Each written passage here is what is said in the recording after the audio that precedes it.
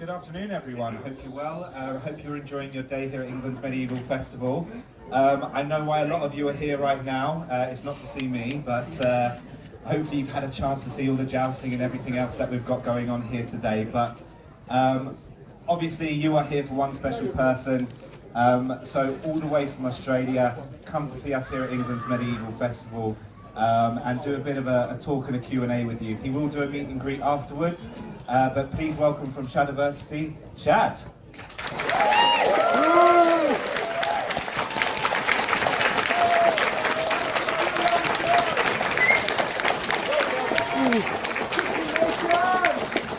Greetings. I'm Shad. Wow, what an amazing turnout, guys. This is a real treat. Thank you so much, everyone who has come.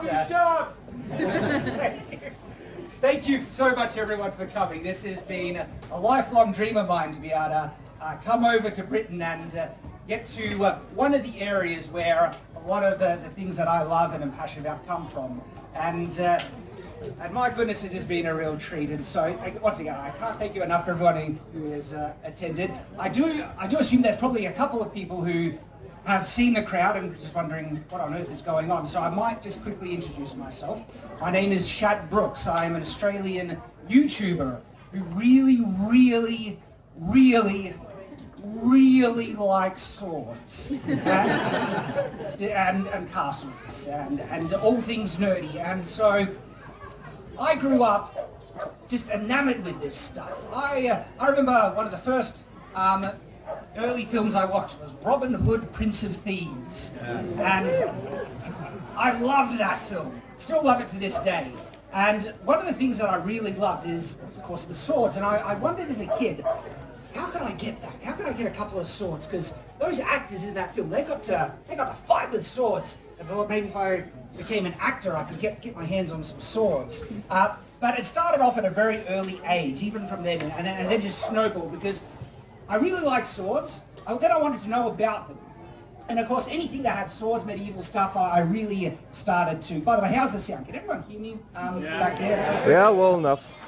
And so I started to get into it all, and then I got into like Dungeons and Dragons and all the fun medieval things. And there wasn't a lot of sources that you could learn about this stuff. If there was ever a documentary on TV, I'd watch it and everything. And the internet wasn't a huge thing when I was a kid. And so I started to get my introduction to this stuff through pop culture, funnily enough, Dungeons and Dragons. And it led me astray. I can't remember the time when I learned that the longsword that Dungeons and Dragons said was a longsword wasn't a longsword. I felt betrayed. And funnily enough, there was a lot of people who actually were a bit misled by that, because there is a lot of just misinformation out there. And so I still love this passion, this, just anything medieval. And as I grew, whether it was information, documentaries, anything that I could find. And then, of course, the internet became a much bigger thing, and the access to information really opened up. And then when I was in my early 20s, there was this thing called YouTube. I was like, oh, that's kind of fun. There's people making some videos about stuff that I'm really interested in. And I thought I could do that. I like this kind of stuff. In actual fact, there's a lot of misconceptions out there about swords, Dungeons and Dragons. And so I just started making videos. That's where it all began, because I'm really interested in this thing. One of the most fulfilling things about doing this from the start is the amounts of information I've learned from my viewers. Because, like I said, I don't know everything. In fact, I've held a lot of misconceptions in the past. And there are a number of videos I made which were awful, and they were really wrong. But there were some very smart people who watched the videos and shared the correct information with me. And that was great. I was like, thank you for sharing it. So I made a video saying, guess what, I was wrong about this, but here's the correct information. And I've learned so much from my audience, and I really appreciate every single one of you guys. And then it just kept going. I just kept making videos, trying to get better, learn more, and it took off. I never expected it to be a career or a job. And that's kind of one of the keys, I guess, because this type of work is an interesting type of job where there's a lot of editing. I've worked all through the night, 24 hours straight to meet deadlines and things like that. And I think I would have checked out a long time ago if I didn't love it. because I love sharing this information, diving into it, learning more about it, and meeting fans and interacting with people who enjoy the content as well. It's actually it's a dream come true. It's absolutely phenomenal. And so then it became a thing. And where Shadiversity is at the moment, we're one of the largest, if not the largest, dedicated medieval YouTube channel in the world, with 1.6 million subscribers, which is pretty amazing. Yet throughout all of that journey, I'd never seen a real castle until recently, because I've dreamed of coming over to this land, not only Britain, but Europe as well. I'll get to Europe eventually, but Britain I especially wanted to come to. Right? And so I've been dreaming to do this my whole life. We're putting aside money, and luckily we're in a position where we're finally able to do it. And it has been absolutely amazing. We started in Wales, and we got to see a whole number of castles going through Wales.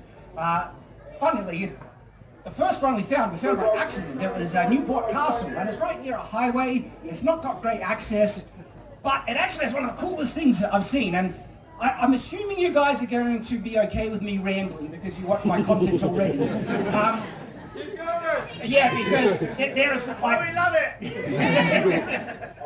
Newport Castle has this crazy thing. The front entrance is open on the river side, right? And that's the primary entrance that was actually used as a crossing. And so not only does the front entrance face towards the river, above its primary entrance has this beautiful big feature window right above the primary entrance, and that is not typical of regular castles.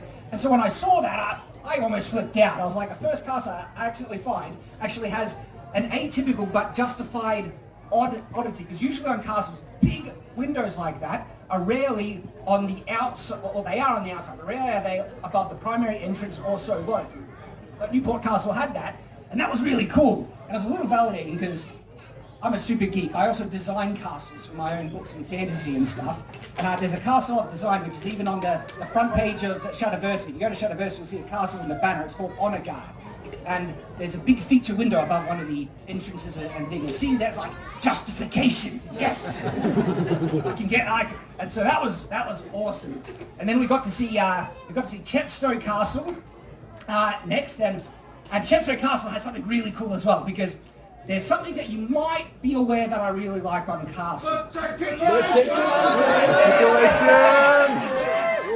I'm gonna join you. Ready?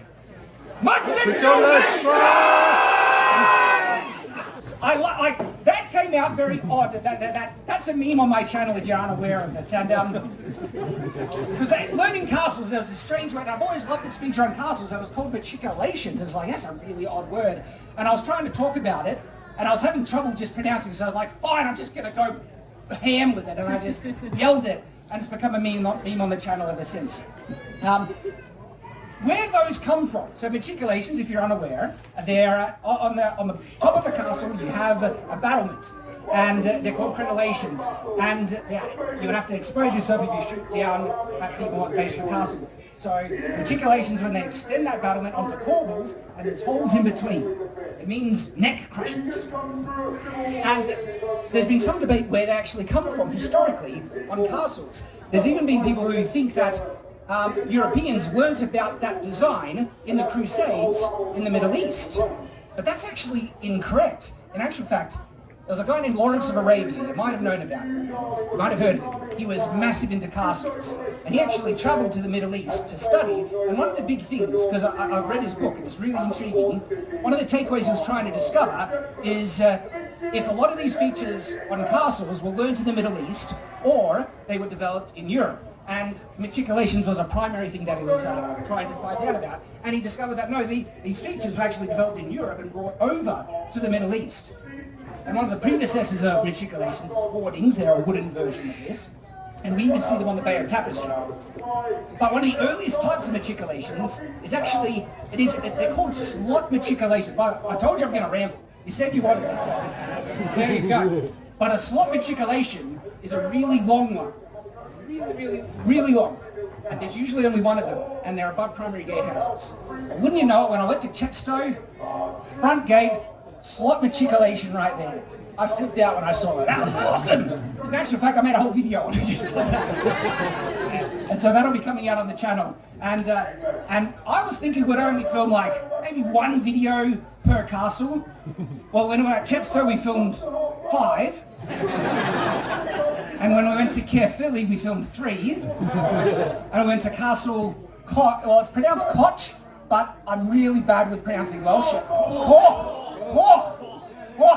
And I filmed 2 videos there, and by the way, I loved Castle Koch. That was really, really cool. And so we have been having a blast making videos all over the place and seeing them in person. This history is incredible. It's been something I have been passionate about my whole life, and a dream come true to now see it in person. And there are different things that impact you when you're there in person. One, the size and grandeur of these things is hard to translate in video, because when you're there in person and you see them, it hits me every time. These things are immense and they're grand and glorious and also beautiful. But then there are also other features that you're able to observe that I haven't seen in any other videos. I really got to experience that when I went to Carnarvon. Carnarvon has a really interesting, odd feature in the towers and the walls, and they're actually hallways that almost go through all of the walls and ring around the towers, around the whole thing. I had no idea they were even there. But going there in person, I got to experience and see it, and so we're going to be sharing that in the videos as well. And so there's been some odd other things, because I come from Australia. It's a foreign land, one of the colonies. You guys might be familiar with it. Of course, my ancestry is all British. English, Irish, Scottish and Welsh is all my ancestry. The Brookses in particular, my line of Brookses come from Ireland, who then came from England, and that comes from a root named Brock, and he came over with William the Conqueror. And so, long family history on that line. On my mother's side, I've got connections with the McDougalls, who betrayed Robert the Bruce. I wasn't alive then, but so yeah, coming back to the land of my ancestry is actually a really wonderful thing, and it's just been fun to notice little differences between Australia and Britain that I thought it'd be fun to kind of share. So I have a confession to make, but I think you'll like it. So I can confirm from first-hand experience, your bacon is better. So congratulations, that's a high honour when it comes to bacon. I can also confirm your roads are worse. Oh my God. I mean, that just shows that just surviving on those roads and dealing with them. Though I think there's a bit of a cultural thing that also comes out. The drivers are on average far more polite than in Australia, because I think you guys are just used to having to deal with it. It's like you're trying to pull out onto a busy street, and people just they don't have the right of way, but they'll stop and let you pass. That's really nice. It's like, yeah, I've been there, mate. You can just go. And that's been a general thing in Australia. It's more like, no, I got right of way. Don't you pass me. And it can be a bit of a battle. And so, of course, it's part of the history as well. Most of these roads were made before cars were around. And so you can really see that there. It's cramped, and it speaks to the history. In Australia, a lot of the roads are actually built after cars around, so if you ever go to Australia, you'll notice that there's a lot of space, room on either side. There was one thing I experienced something that I wasn't necessarily expecting. We were really lucky to stay at Warwick Castle. Warwick Castle has opportunity where they have a room you can rent out. So we've been pretty frugal on our trip, but there was a castle that you could stay in, so we definitely stayed there. And it was actually a great thing to see, because the decoration of the room was fantasy. It wasn't actually medieval, but it was a great thing to point out that this is oftentimes what people perceive or look or think of when they think of the inside of medieval castles. And so having a real example, yeah, we made a video out of that as well. At night time, I don't know why I wasn't expecting this, because we see them everywhere in Australia. They're just part of life. And so I was thinking, I don't know, and so I was walking and a spider crawled out from underneath. And it was about, I don't know, that big? Is that big for you guys? Yeah. Because that's tiny. I don't know how you guys know. I was like, oh, look at that, there's a spider. we can get some big spiders in Australia. Why do you think I want to use swords all the time? I didn't have a sword on me, so I just squished it with my hand and dealt with that. But I guess I just wasn't expecting it because, we're used to spiders in Australia, and that was a fun little, just thing that happened. The other thing, I notice odd things, as you might be able to tell. And so, there's lots of blackberries here, which I was expecting. And they're in season, actually, and so I've been able to pick some and try them out. And again, guys, you have better blackberries than us in Australia. They're pretty darn nice. And I think it's because you get heaps more rain. The blackberries in Australia are just struggling to survive. And they're tasty, but they are more sour. So you guys have better blackberries, I can absolutely confirm. And all up, like my impression is that the people are just lovely. I don't know how stereotypical it is, but there is this sense of politeness that I've been seeing amongst people in Britain that I appreciate. And so, all in all, the trip has been absolutely wonderful, a dream come true, having the time of my life, and just wanted to share some thoughts and ramble a bit with you guys. Now, what we're wanting to do is, if you have any questions that you'd like to ask me, just raise your hand, ask them away, and we'll have a bit of a Q&A. And after that, anyone who wants to take a picture or say hi to me, we'll have a selfie line, and we'll get everyone to queue on this side. But we'll have a bit of a Q&A right now. So I see one question right here. Actually, I've got three. Three? Absolutely. All right. First of all, you mentioned you're coming to other European countries, right? So, hopefully, someday in the future, yes. Is Poland among them? So the question is, if I do go to other European countries, is Poland among them? Idea is Poland among them? It's a maybe. So, one of the places I really want to visit... Sorry, what? I know! I would love to go to Marburg. I want to go see Guédelon Castle, the one that they're rebuilding in France. I also want to see Pierre de Réformes. I want to see Mont Saint-Michel, and there's all these beautiful ones on the continent that I'd love to see. So Poland, there's great castles there too, so I'd like to, maybe. Next question. The next question was, where's the Audible advertisement? The what? Audible advertisement, where is it? Oh, there's the Audible advertisement. But if you don't know, guys, Audible is this platform. It has a really good book on there. I can't press skip it, see it's live in person. I don't know if we have a current promo code, but there is a really good book I can recommend. It's called Shadow of the Conqueror. If you haven't tried it out, you can I think, most of us already tried it out. Try recommending something else if you can. And you had one more question. Yeah, the final question. I'm a YouTuber myself, and could I get an option to film a video with you after this? Yeah, so catch me if you see me walking around. Feel free to stop me, and I can answer some questions, have a quick chat then. Not a problem. All right, that's cool. Nice. Right, were there any other questions? Yeah, where did I get this? How did I get on the plane? The trick is, I bought it over here. In actual fact, how did you get it back?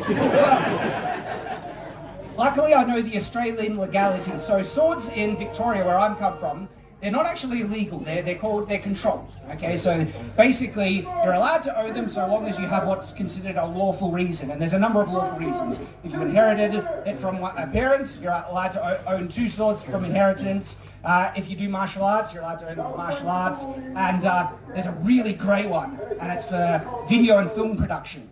And if it's for video and film production, you're actually allowed to own any number of swords. You can order them in, and you can even wear them in public if it's for the videos and stuff. I'm covered with that one. And I actually bought this one here. So there's a great. So you've probably seen him. He's a German swordsmith just over there. And I've been after a good training sword for a while, and I'm going to do a dedicated video. I bought 2 of them because I'm going to be smashing them and practicing with them with the guys back at home. And this thing is actually really nice. I've been in the market for something like this for a while, and this hit all the things that I was after. So yeah, I bought this, and I'll be taking it back with me. funnily enough, I think I could have brought a sword over here, because when we were going through customs, they had a big thing like, if you have guns, you better declare them, right? But we had a look, there was nothing of our swords that you needed to declare. So next time I come over, I might actually bring it. There is something about sharp objects, blunt objects, this sort of stuff, when I went through. Yeah, so maybe we should declare them when we come, but I think I'll be okay. But thank you for that question. Yes? Can we get a bookshop tour when you get back? You know, my wife has been telling me to do that for ages, and it's been on the list. It's just, I've never gotten around to it, but yes, we want to do it. Like a detailed bookshop tour. Absolutely. Yes? What about dragons? All right. So, thank you. If dragons attacked us right now, run. It's fun. It depends on the type of dragon, because dragons are depicted different in fantasy. You asked the question, so we're diving into this already, right? Okay, because a lot of like dragons that are depicted in old medieval art, they're actually kind of like the size of horses, and I could see a knight taking out a dragon of that size. Get him on the back of a horse on a lance. If you lance that horse-sized dragon pretty good, I think you'd do a good job. When you go a bit bigger to something the size of an elephant, maybe you'd want to find a soft spot for it, but you'll probably want a number of guys with big pikes and lances. The fire would be the tricky thing. Yeah. So maybe big pavesses or like something cover, and you want to draw its attention and attack it from behind. When you get bigger than that, and dealing with it in the sky, you might be better off running. So yes. Sword flourish? I'll see. I think we got enough. See? It's a cloak. But actually, I'll tell you a couple.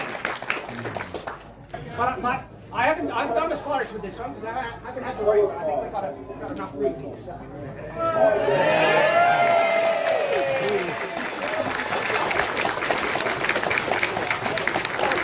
Alrighty, yep, next question. Yes? Have you been to Bodiam Castle? Tomorrow. Yeah, Bodiam is like, I've studied these castles my whole life, and Bodiam is one of those that I've referenced in videos, and I've seen pictures, and I can't wait to see it in person. So that's going to be great.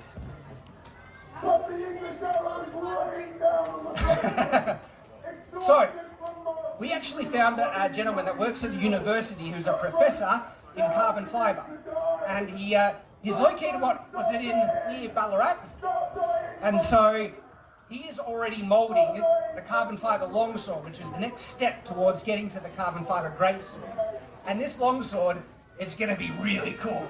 It's going to be really strong, and so yeah, we are absolutely working on it. It's just a longer process, it's behind the scenes, but it's on its way. We'll get there.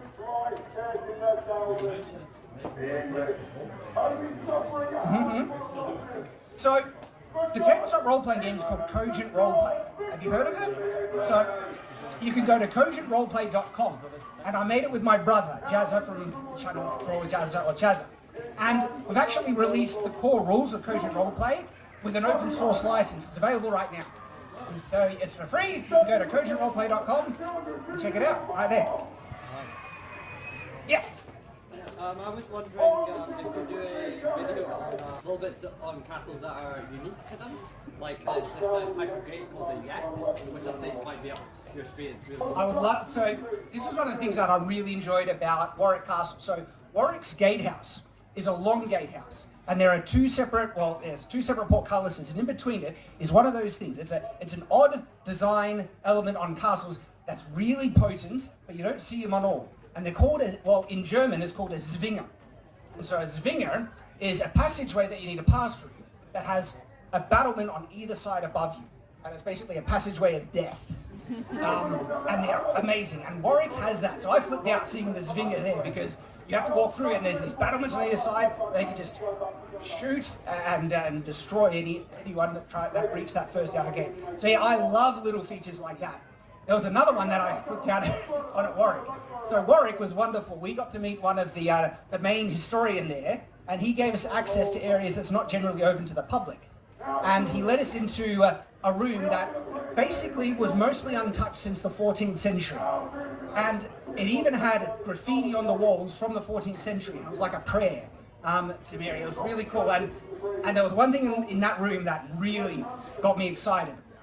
See, there's odd bits of information that's really hard to find online about castles, and one of them is how they decorate on the inside. A lot of people are going to get their idea of this from movies, honestly, and movies oftentimes have castles horribly and inaccurately depicted on the inside in terms of the interior decoration and how they decorate the walls. They often do Gothic revival or neo-Gothic kind of interpretation on the inside, which is actually not medieval. These Gothic revival decor, which still looks awesome, and you can see like there are some places that have Gothic revival that we visited. What was the castle that had great Gothic revival with the shell keep? I forget the name. I can't. My wife would have told me. But it had a great example of that. But what I also loved is that some castles like Caerphilly, it actually shows, what a medieval chair would look like, or a medieval bed. And we stopped by at a place called Tretower Castle, and they had a feasting hall that had something that I've never seen in film at all. And they're hanging carpets. So medieval times, to decorate their rooms, they'd have tapestries on the walls, or just colours. Sometimes they'll pattern colours hanging from the walls. And so wall carpets, wall hangings, that's what they are. And I've never seen them in film. And when I was looking at medieval art, they're representing medieval art a lot. If you look at like feasting halls and insides of castles, they have these tapestries and wall carpets very commonly on the walls. And so when we're at Warwick, we got into this room, untouched since the 14th century, it still had the hooks where those carpets and tapestries hung. And I flipped out seeing that, because that's something that it felt like a discovery for me, because I learned it from looking at medieval art, and seeing it in real life was amazing. I was like, look at that! It's got the hooks! That was really, really cool. So yeah, love little features like. Alright, yes? Can we get a 3D model of Bodyguard to have a look around? I would like to. We have a 3D model, and what I want to do, because Honor Guard is going to be in my next novel, and I want to try and coincide with the release of the novel when I finally get it done, an actual kind of video game tour that you could buy on Steam and walk through and experience. And so we have some steps towards that. I'd love to do an illustration of it for you. Yes. What's your business plan? Are you going to do other things other than the famous castles, such as say the Great Bed of Ware you've talked about in one of your videos? Or even some of the lesser known remains of castles, because around where I am, there's remains of Rotterdam Castle. You just walk in. Yeah, we are so restricted with time, and there's too much to see. There is so much history and so many castles here. For this trip, we've had to focus on the big ones, basically. These are the ones I really want to see. And so yeah, Bodiam is on the list. We're going to see Port Chester. We're going to go see Corfe Castle. I can't miss Corfe Castle. And so those are on the list. And anything in between that we can fit, we're going to try and fit in, basically, along the way. So, just, yep. Hey, I've seen some creative videos with travelers. Yes. I'm really interested in stop-motion animation. So currently, working on my own project. Your armor with the Brigham being kind of inspired one of the characters, and also I've taken a lot of influence from the Shabbos, and I kind of wanted to see if I had permission to use it. Oh, you are more than free to, anyone. I brought it with me just in case you wanted to see. But essentially, I could watch the video to understand how it works, but it's really cool if you want to. Well, at the meeting, come up and show me. I'd love to see that.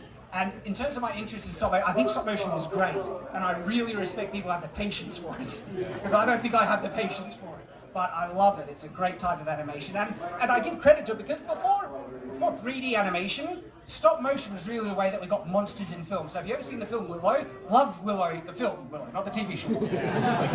The film Willow. The big two-headed monster that Mad Mortigan fights is all stop motion. And it was thanks to stop motion that we've got great scenes like that in classic film. Yes, sir.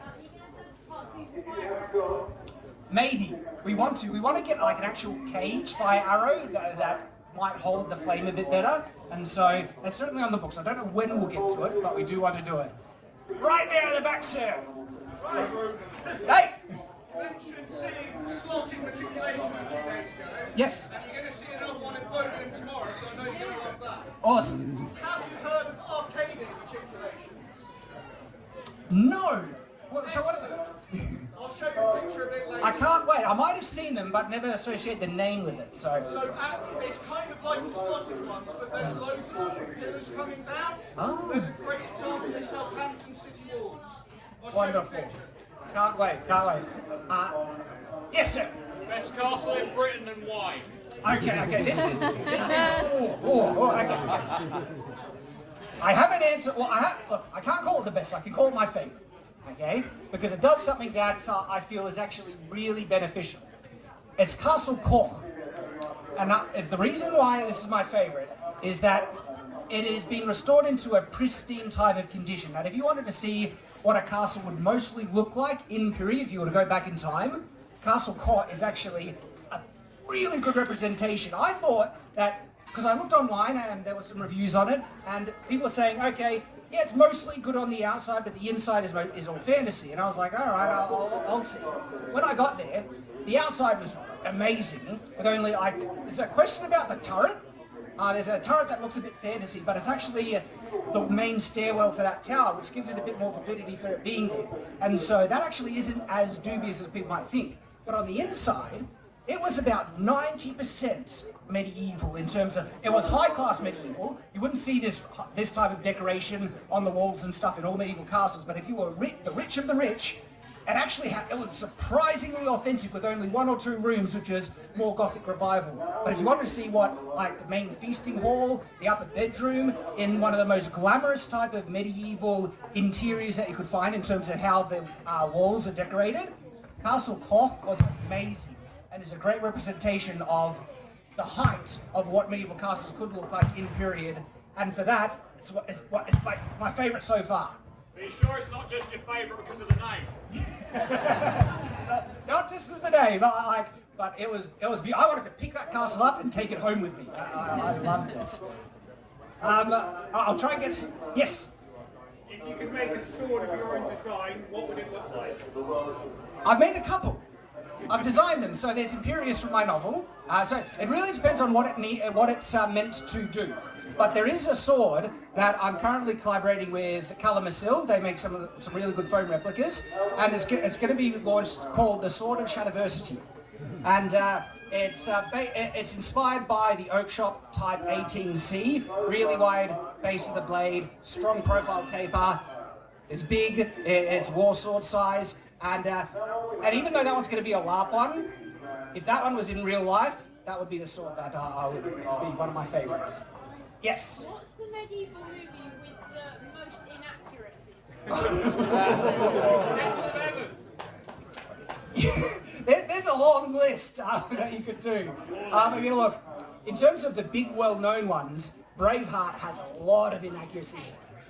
I think the film is a lot of fun, but in terms of the inaccuracies, like everything from the way the battles are conducted to what they're wearing to a lot of the weapons is pretty poor in Braveheart. A more recent one that I reviewed with a good number of inaccuracies was the film. It's called The King. It's a Netflix film. That one wasn't great. Now, there are some films that have some pretty big inaccuracies in them that I still really like. One of my favorite films is, Robin Hood, Prince of Thieves. You probably love his accent in it. But also A Knight's Tale with Heath Ledger. I love A Knight's Tale. Really, really good. But great question. Yes?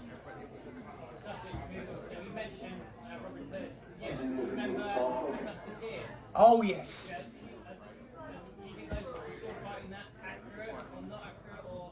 Okay, well, yeah, it depends. So the question is the sword fighting accurate in The Three Musketeers? My favourite one is the one with Kiefer Sutherland in it. Do you remember that one? I really like that one. And it's very Hollywoodified in terms of the style where they like to do a lot of up and down clashes, and so in a lot of rapier fencing in film, you'll see these exchanges where they go cross cut, up, down, they go forward and down, when what they would really be doing is going on point and trying to thrust. But thrusting is a lot more dangerous, especially on a film set, and so they avoid that. And so rarely do you see really accurate rapier fencing. One of the films that have great rapier fencing is called The Duelist, in terms of that style. That one does really well. Oddly enough, though, there's a Three Musketeers film, which is called, I think it's just The Three Musketeers. It's the one with Orlando Bloom in it. It is a bad film, and I love it. It is so bad. I just find it fun. It's one of those guilty pleasures for me. And the sword fighting is very, I guess, inspired by Asian martial art films, actually, where they're over the top, but it looks so, like, just really lovely. It's like a dance. And I love the choreography just for the sake of how pretty it looks in the film. And it's a dumb, fun film. And so that's the next one that I like. Yes? My last question was, are you planning on bringing Frederick back as a cameo in Epic Adventure Quest? Actually, Epic Adventure Quest might be the very place where Frederick... Now, Frederick, you have to be an OG fan of Shadiversity to make your rest in peace. I'll let you try and discover the long, special heritage and history of Frederick. He had a... He left us too soon, let's just say. Poor Frederick. Thank you for the question. Right at the back, hat and glasses. Shadow the Conqueror, great book. Thank you. We're going to get a film. Who knows? So there was a short film that I went over to Canada to film. Unfortunately, that has really hit a big kind of... They were hoping to get grants to finish off the post-production, and they just haven't really come through. It was never my project to begin with. It was actually great people, Durrani Productions. But that one really has hit a bit of a wall, and I don't know when that'll get complete. And the short film, that was more of a kind of like a test experiment to see what could happen with it. And in terms of a large film, it would be wonderful. I can dream. We'll just have to see how the future pans out. Don't trust Amazon. No. Yes. When are you building Honor Guard? Okay, well, so I want to build, the question is when I will build Honor Guard.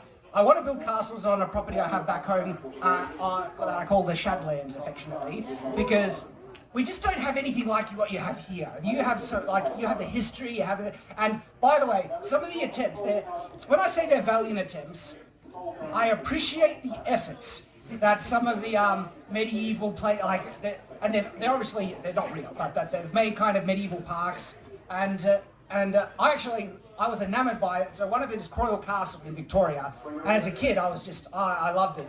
But it is, in terms of how accurate it is, there's problems. But I'm glad there's something in there for medieval enthusiasts in Australia, and I would love to build something really authentic and accurate.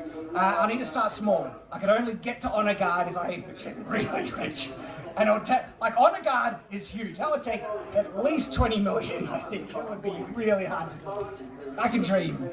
Right at the back. Have you enjoyed being at the festival? I've loved being at the festival. It has been absolutely wonderful. Been a big highlight for me.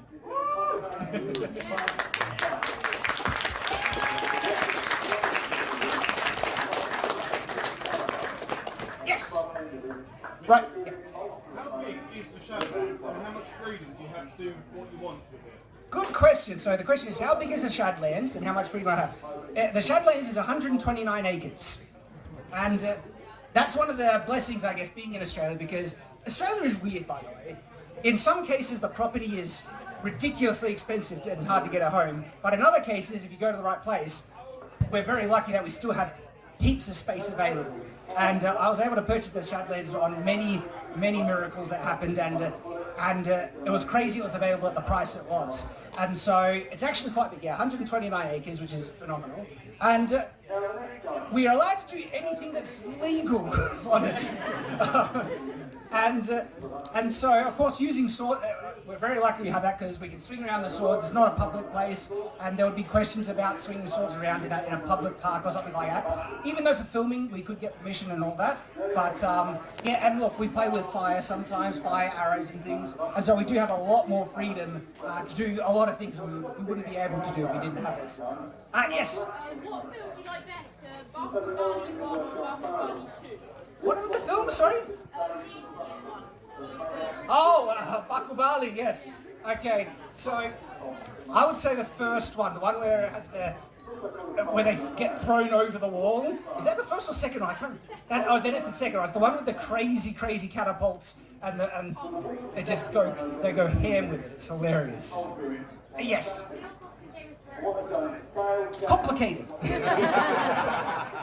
I've complicated. So the question was, what are my thoughts on Game of Thrones? In some cases, they do great. I actually like House of the Dragon more than Game of Thrones because they go out of their way to be really accurate in a lot of things. They have like brocades over armor in it. They have a really authentic kind of setting for a medieval hunt and beautiful castles, and so they do a really good job in House of the Dragon. Yes, right at the back. Right back. Yes. What do you think of nunchucks?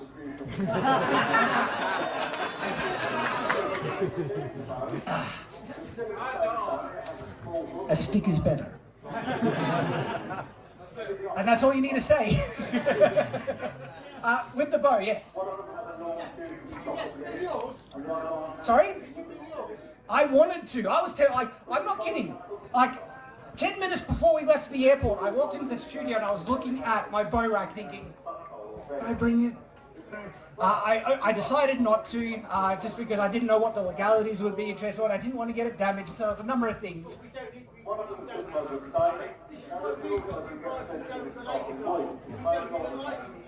Perfect.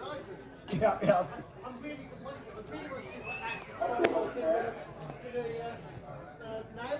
Oh yeah, the nail catch. Yeah.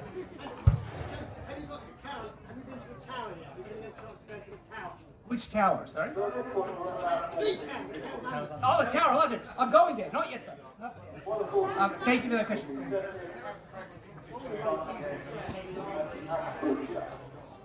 I've kind of, I was Team Green for a while. Team Black is winning me over a little bit, so we'll see. Because, we'll see. Yes.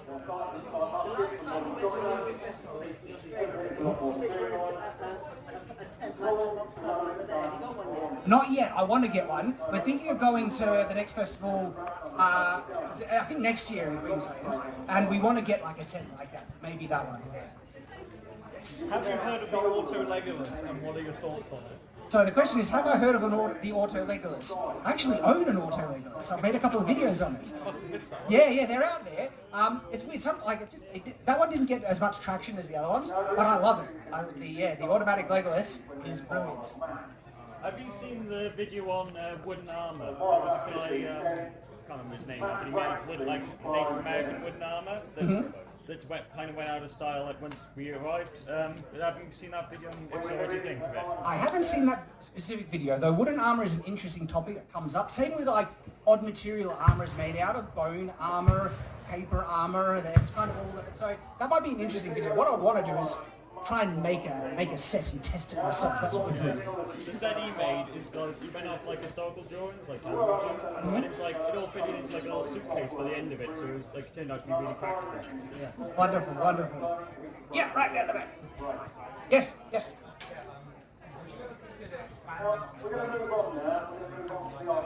So expanding on what? I really enjoyed it. So the question is, would I ever consider expanding on the Curse of Silverthorn? Is that the one, Silverthorn, the role-playing game I did?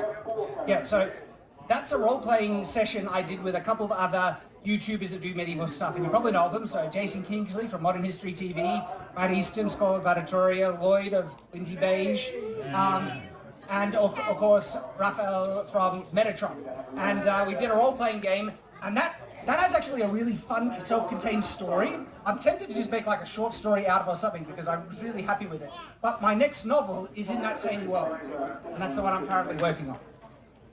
Apart from HEMA, do you practice any other martial arts? Well, funnily enough, I started in Taekwondo. It was one of the first ones I did. And then I expanded from that into general karate. I had a friend that did karate. And then I started to get into Jeet Kune Do, which was, it's more of a philosophy where you just start to pick and choose and go in all types of ones. In terms of swordplay, I was doing Kendo to begin with, because there was so few sources to learn European martial arts. And then when I started to discover European martial arts, I dived into that headlong. And so I have mild experience in a number of little things before I really dived into the European stuff. So one of my favourite things is in Chepstow Castle, it's a very niche, non-defensive detail. It's actually the toilet in Chepstow Castle, where you literally take a dump off of a cliff straight into a river. That's the one with the two toilets side by side. Straight off the cliff, straight down. What is your favourite non-defensive castle detail that you've come across so far? Non-defensive castle what? Detail. Detail. It's the wall carpets and wall hangings. Again, because I have dived into medieval history my whole life, documentaries and everything, and I'd never seen any single documentary or video that actually talked about the wall carpets and wall hangings. And so when I was looking at that subject and I saw it all in medieval art, I was a bit shocked. It's like, it is so represented in art. Like nearly 50% of the images has these wall carpets or wall hangings. Why haven't they come up in documentaries or videos before? It must be somewhere that someone somewhere had done videos on it, but I'd never seen a single thing. And so I made a video on that because it felt like a bit of a discovery just looking in the art, even though it's there for anyone to see. And then seeing evidence of it in person at Warwick Castle was a real highlight for me. I just got a big buzz. Yes, right.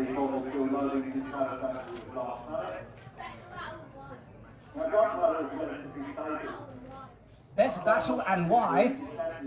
Ooh, I love Agincourt. Agincourt is a great mix. Of course, it's got the longbow, everything, but there was a lot of on-the-ground fighting as well. There was an attempted cavalry charge. It's got a whole great mix. So love Agincourt. And yes, right behind, you had a question? So the question is, what is my take on the duels in The Princess Bride? I actually think the battle between Wesley and Inigo Montoya is probably one of the best sword fights in all the film. I love that sword fight. It is absolutely awesome. Yes? Okay, so it depends on situation, but I think at the moment, my favorite type is the oak shot type 17C. So what it is, it's actually a bit like this one, but it has an even wider base. And it has a very kind of triangular blade with a really steep taper on it. I love the look of them. They just look really, really nice. So, back in there. Yeah. What is your favourite individual sword? My favourite individual sword, Imperious. So it's the one I designed. I got to pick that up. And behind, right at the back. So that one's amazing. We haven't scheduled anything because the priority, I guess, is to see castles, and I'm not going to get an opportunity to see these castles where there are fencing clubs at home that I can try and visit, and so that's been the priority. But I'm going to be meeting up with Matt Easton and Todd and them, and so who knows? We'll see what happens. Right behind, yes. Dover Castle. That one, I really want to see Dover because it has a room that's recreated in the actual medieval period fashion and design, and I really want to get that on video. And so we're trying to squeeze Dover in. Yes, right at the back. With the Wales, yeah? Yeah, we've gone all through Wales. We spent a week in there and we've seen heaps of castles there, from Chepstow to Caerphilly to Carnarvon to Cork. It was absolutely wonderful. I loved Wales. Yes, right at the back. Favourite polar? Halberd. I think I've got to go with the classic halberd because I love the axe head.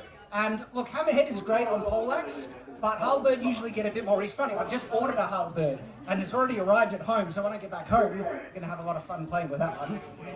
Yeah. You have either nunchucks or more ninja weapon that will hurt you in the hand if you use it. That's a really tough question. So the question was, if I was being attacked by zombies, would I use nunchucks or a Maul ninja weapon that hurts your head? I'll go Maul ninja weapon because it probably has a blade that you can like. Nunchucks would be particularly useless against zombies. Like, not only is there a chance of hitting yourself, they're not like they're not going to kill them. It's going to be tough. Oh yes, question. The question is most accurate medieval video game. Kingdom Come Deliverance, without a doubt. Yep. Any other questions? Get someone from the back. Yep. You have to speak up. Best coat of arms and why?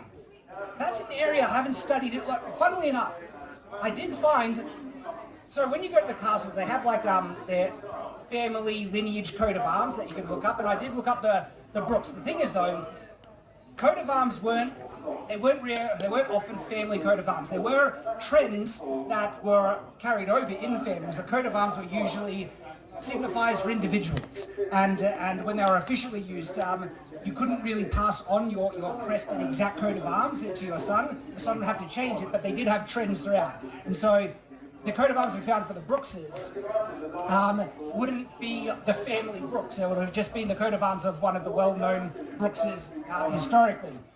And it's an interesting one. It has 3 clamshells on it, but I haven't done extensive study on broad coat of arms all over. You do see ones that just look really, really nice. But then they can get really elaborate. There are some coat of arms which are made up of like sometimes 50 to 100 mini coat of arms because of all the family lineages they have, and they can get bonkers detail. But I don't think I could say pick a favourite. We'll get questions for anyone at the back that has missed out that I... Yep. You planning on visiting Mount Fitchett Castle? That's not on the list at the moment. There's too many to see. So there's so many. Yes?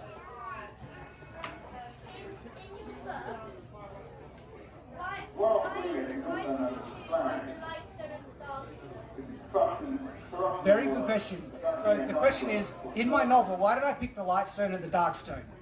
It's because I wanted floating islands. And so in fantasy you see the floating islands in fantasy that you see sometimes, and they're even in Avatar, like just islands floating in the sky.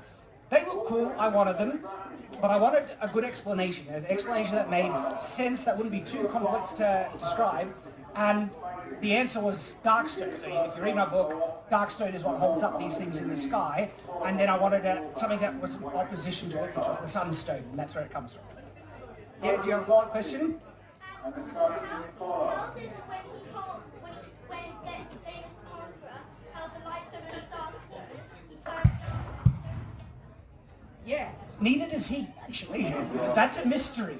I do have a reason, but I don't want to reveal it at the moment, because Shadow the Conqueror was written as more of a standalone novel, but with sequel potential. So I have the option to pursue sequels later down the track, which I do want to do, and when I do that, it might be an answer right there as to why. Where's your backscabbard? It's at home. If there was any sword I was going to bring, it was going to be the backscabbard and the English two-hander, which goes on the thing, and so maybe if I ever come over next time, I'll risk customs and bring that one over with me. Yeah, right. Unfortunately, no. We just don't have the room in the schedule to fit that in.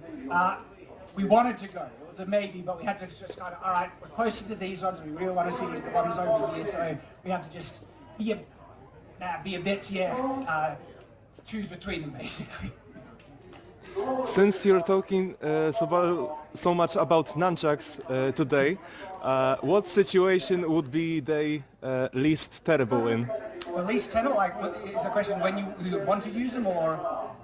Yeah, more or less, when you want to use them. But the question is, when would you want to use nunchucks? If you wanted to show off, they look very fancy, they're fun, but in an actual fight, you have nothing else. Like, the question is, would a rock be better than nunchucks? And there's an argument for that a rock might be better. And so, that's a tougher question that I might have to do a longer form video discussing that. Alright, so we'll start to wrap up questions, but we'll do a couple more. I'll get this one, and anyone who hasn't had a question. Some outside, okay, yep. So, have you got any new zombie videos planned?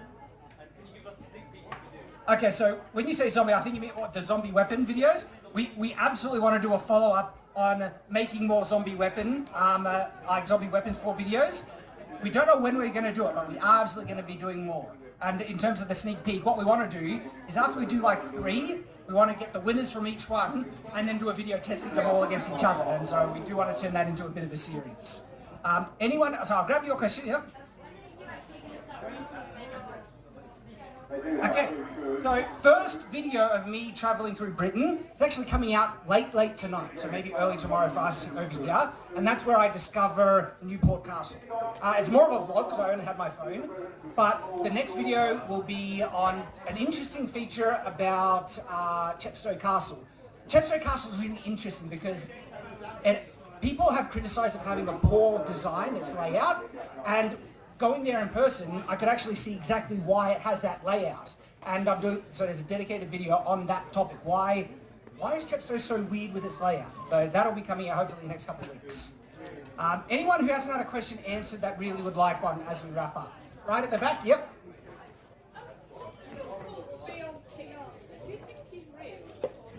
So I actually do have a video on what type of sword would King Arthur have used. And it really depends on the individual you look at historically, who is the highest likelihood of being the inspiration for King Arthur. Because there are a number of individuals that are pretty likely for being the inspiration of King Arthur historically.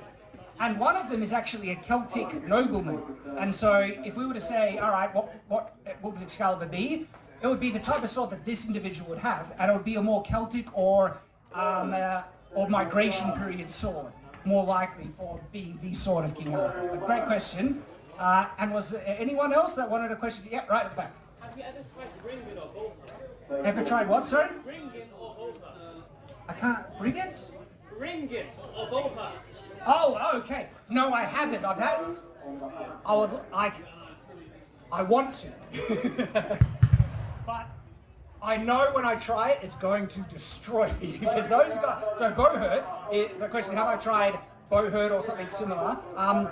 Is get in the armour and they just bash each other. That's full on. And so I'm sure I'll get an opportunity someday, but I haven't tried it yet.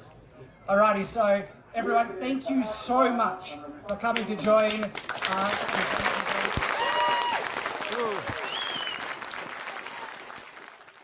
How many do we have? I think there's at least 100, if not more, maybe 150 right here, which is amazing. So what we'll do, we'll do the selfie or meet and greet. If you want to come say hi, grab a picture, everything, we can make a line on this side of the pavilion and we'll rotate through this way. So right on that side, you don't make a line.